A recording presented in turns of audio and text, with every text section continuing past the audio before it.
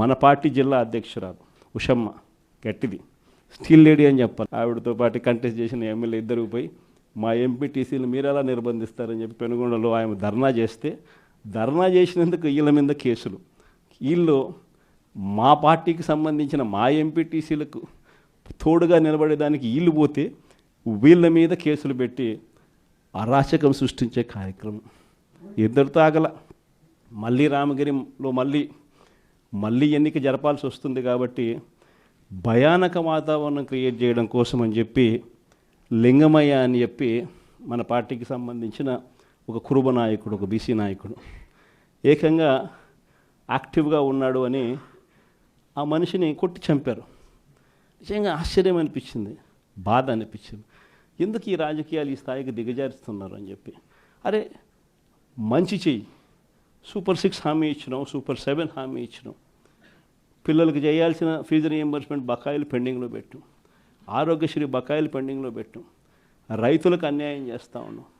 ఇవన్నీ సరిదిద్దుకొని మంచి చెయ్యి, ప్రజల మనసుల్లో స్థానం సంపాదించుకుంటే ఆటోమేటిక్లీ ప్రజలు ఓట్లు వేస్తారు. కానీ ఈ మాదిరిగా దిగజారిపోయి మనుషులను చంపే స్థాయిలో రాజకీయాలు చేయడం మొదలు పెడితే, దానికి పోలీసులను ఉపయోగించుకునే కార్యక్రమం చేస్తే వ్యవస్థలు ఎంత దిగజారిపోతాయి అని చెప్పడానికి పూర్వపు రోజుల్లో మనం అంతా బీహార్ గురించి మాట్లాడేవాళ్ళం.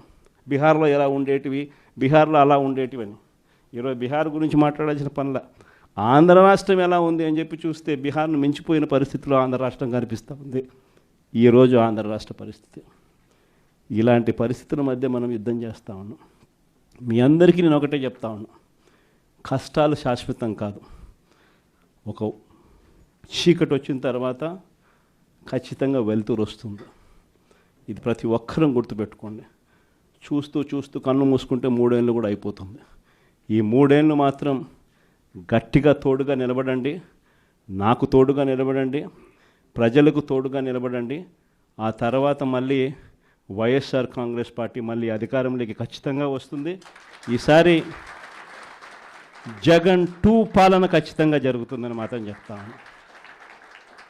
ఈసారి జగన్ 2 పాలనలో మాత్రం ప్రతి కార్యకర్తకు మీ జగన్ తోడుగా ఉంటాడని ఖచ్చితంగా చెప్తాను. కాబట్టి ఖచ్చితంగా ఈ 3 ఏళ్ళు ప్రజల తరపున నిలబడదాం, ప్రజల కోసం పోరాడదాం. విలువలు విశ్వసనీయతతో కూడిన రాజకీయాలకు YSR Congress party care of అడ్రస్గా ఎప్పటికీ నిలుస్తుందన్న సంకేతం ఖచ్చితంగా ఇద్దామని చెప్పి మీ అందరితో కూడా మనస్ఫూర్తిగా కూడా కోరుతా ఉన్నాను.